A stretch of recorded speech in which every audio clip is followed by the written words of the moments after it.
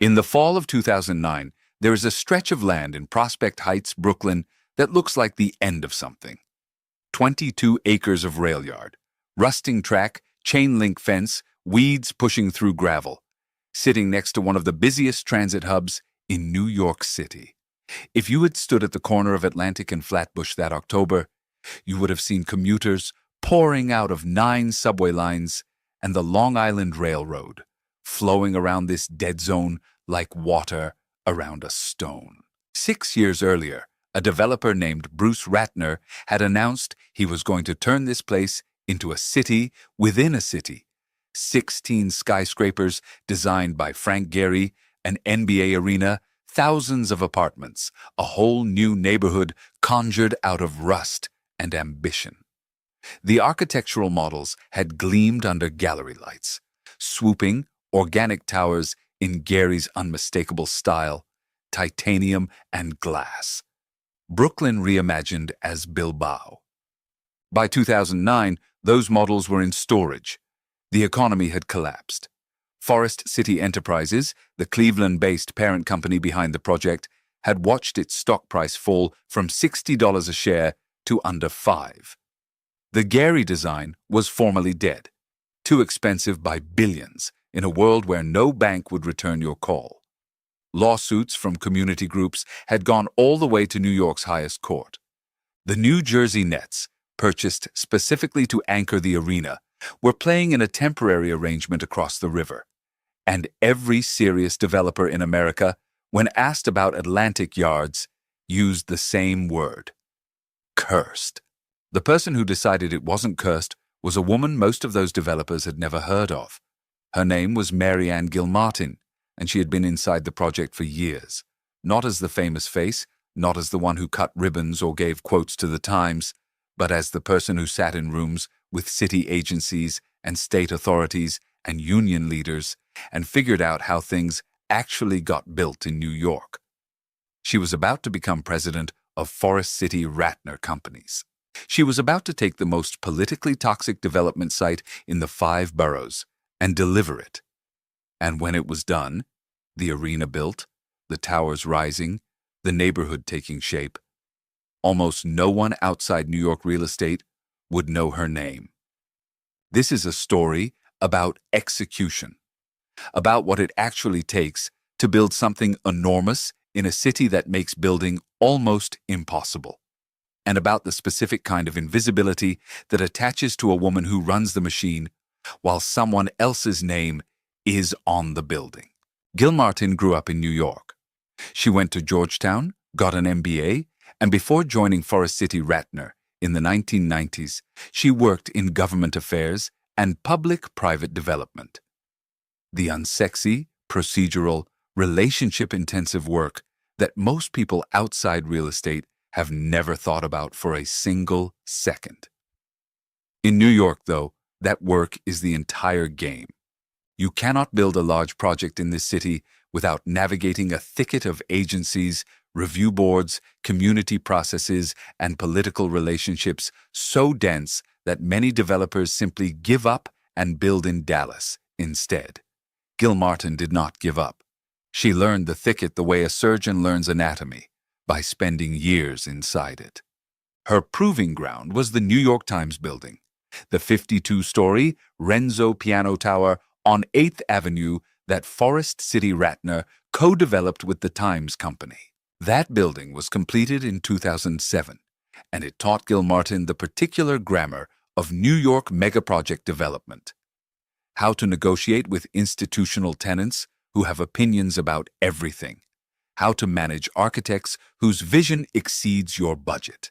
How to keep unions and city agencies and lenders aligned when any one of them can kill your project by simply going quiet.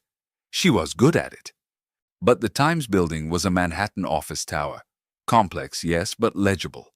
Atlantic Yards was something else entirely. To understand what Gilmartin walked into, you have to understand what Bruce Ratner had set in motion. In December 2003, Ratner announced the project: 16 towers, an 18,000-seat arena, 6,400 units of housing, roughly a third of them affordable, plus office and retail space, all on those 22 acres of rail yard. To make it work, he needed to do several things simultaneously that had never been done simultaneously. He needed to buy an NBA franchise and move it to Brooklyn. He needed the state to override local zoning through the Empire State Development Corporation. He needed eminent domain to acquire parcels from private owners who refused to sell. And he needed billions in private financing in a city where construction costs were already among the highest on earth. The community response was immediate and furious. A group called Develop Don't Destroy Brooklyn, led by a resident named Daniel Goldstein, who lived in a building targeted for demolition, organized opposition that was sophisticated, sustained, and legally potent. They challenged the eminent domain proceedings. They challenged the environmental review.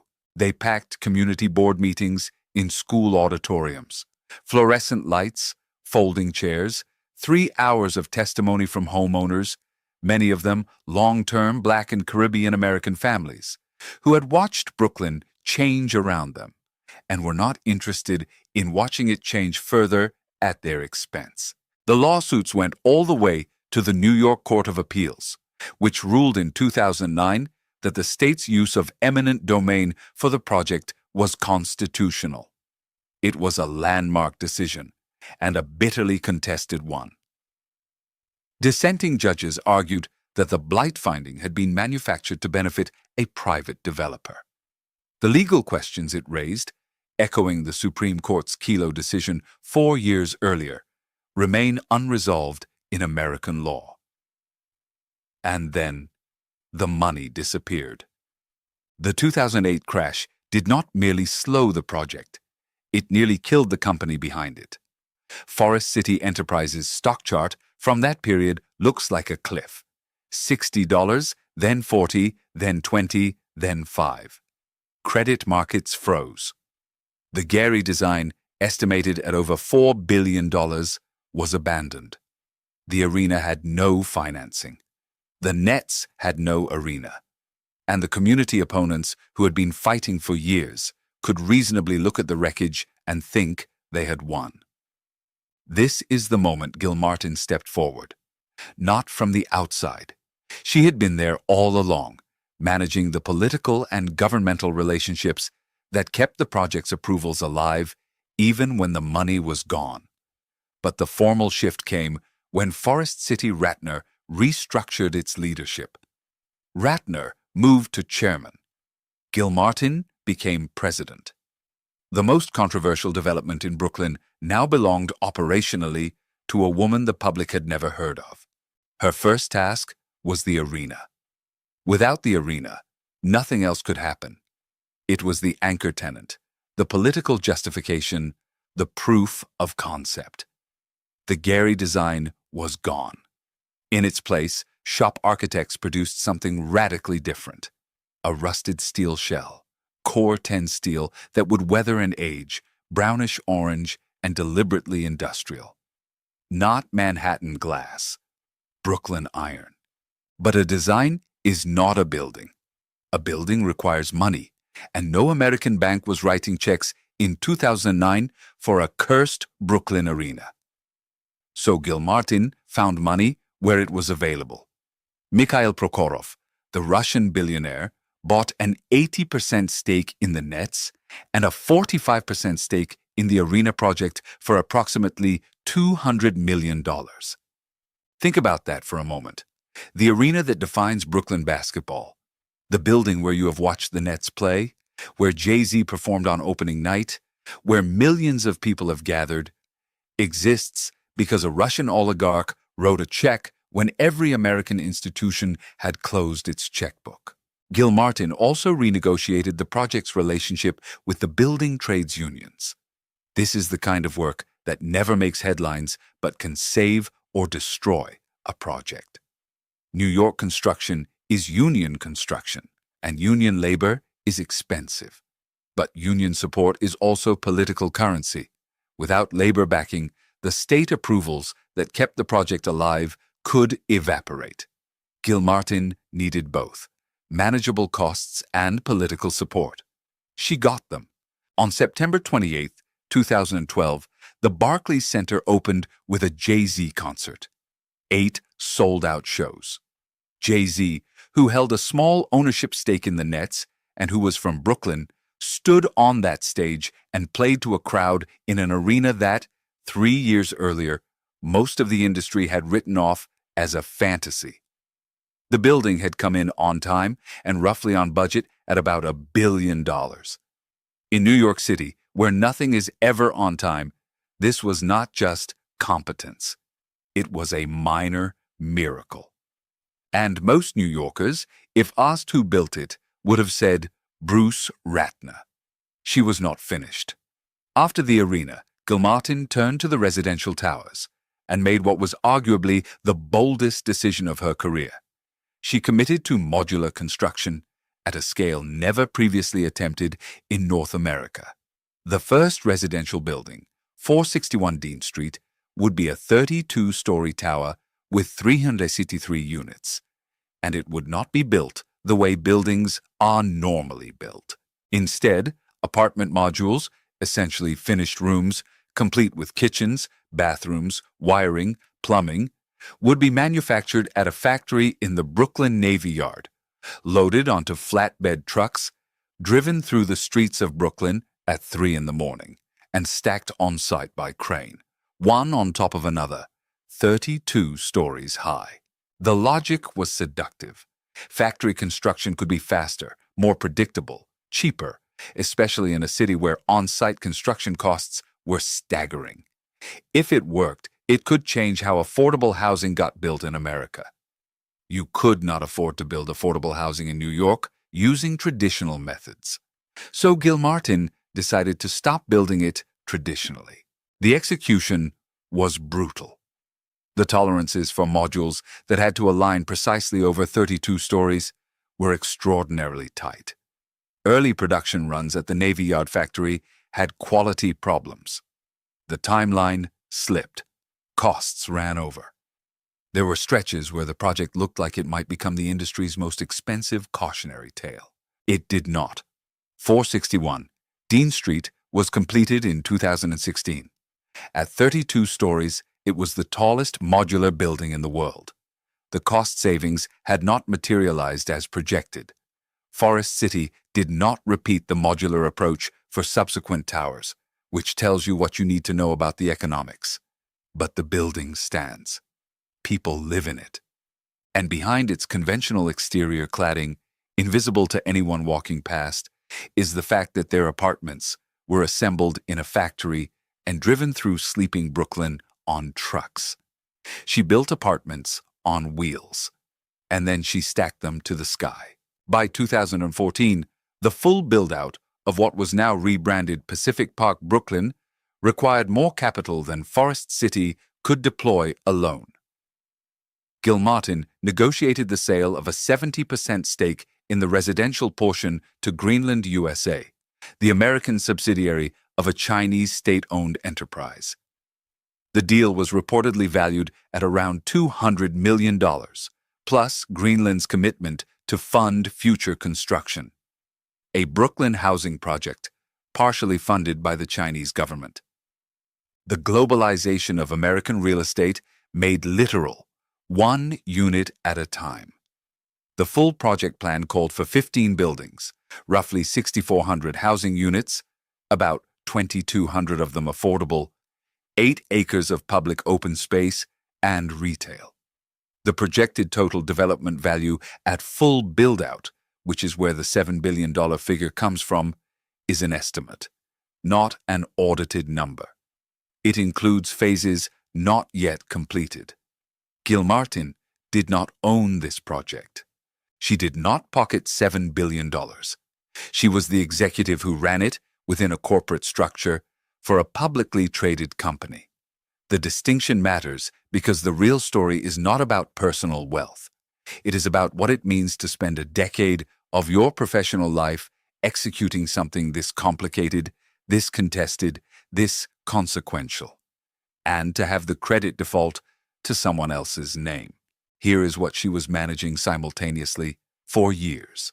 The governor's office, the mayor's office, the Empire State Development Corporation, the Metropolitan Transportation Authority, the NBA, a Russian billionaire, a Chinese state-owned enterprise, multiple building trades unions, federal affordable housing regulators, and community boards full of people who had every right to be angry and who showed up to every meeting to make sure she knew it. She was not a diplomat. She was a developer. But the job she did was diplomacy. Multi-front, years long, with no margin for error because a failure on any single front could collapse the others. And the people who fought her were not villains. Daniel Goldstein held out as the last resident in his building before reaching a settlement. The homeowners who packed those community board meetings were defending their neighborhoods against a process that used government power to take private property for a private developer's project. The Court of Appeals said it was legal. That does not mean everyone agreed it was just.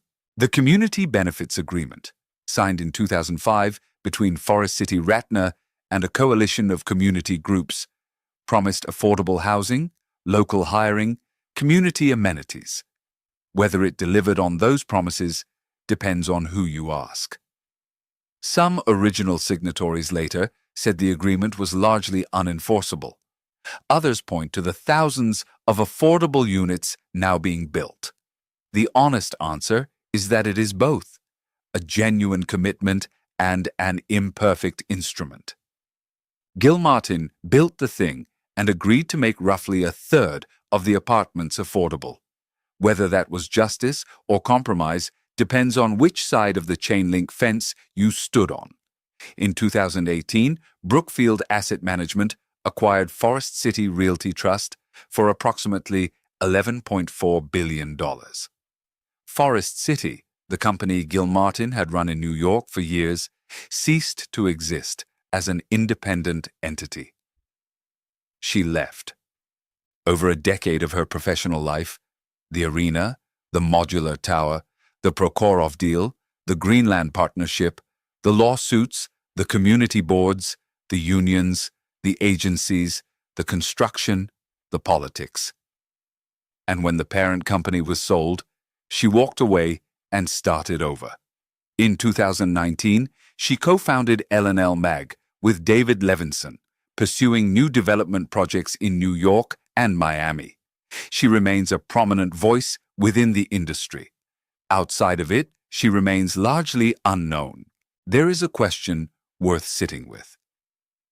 In an industry where fewer than 10% of senior executives are women, Gilmartin ran the most complex development project in New York City for over a decade. She delivered a billion-dollar arena on time. She built the tallest modular tower in the world. She negotiated with oligarchs and state-owned enterprises and union bosses and community activists simultaneously for years. And when trade press needed a quote about Brooklyn real estate, they called the men. Whether her relative invisibility is a function of gender or of corporate structure, she was an employee, not an owner-developer, or of personality, or of some combination, is debated within the industry. The fact of the invisibility is not debated. It is simply the case. If you have ever walked past the Barclays Center, you have walked past her work. If you have ever taken the subway through Atlantic Terminal, you have moved through the transit hub she built around. If you have driven down Flatbush Avenue and noticed the towers rising along the old rail yard, those are hers. Or rather, they are the buildings she willed into existence through a decade of work that most people cannot imagine and that she does not own. Pacific Park, Brooklyn, is still being built. The original timeline called for completion within roughly a decade. It has now been more than 20 years since Ratner's announcement, and several towers remain unfinished, some still in planning. This is not a failure.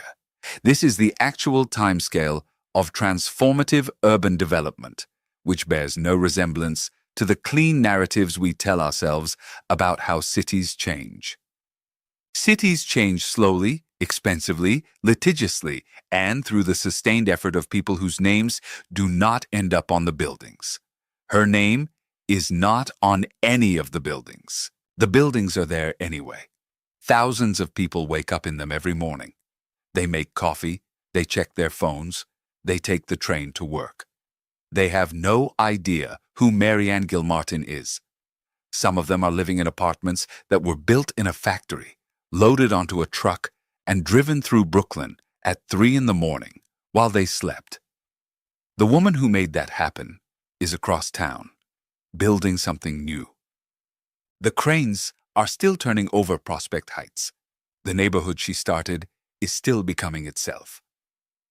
And if you stand at the corner of Atlantic and Flatbush today, where the rail yard used to be, you will see what it looks like when one person decides that the thing everyone else has abandoned is the thing most worth building.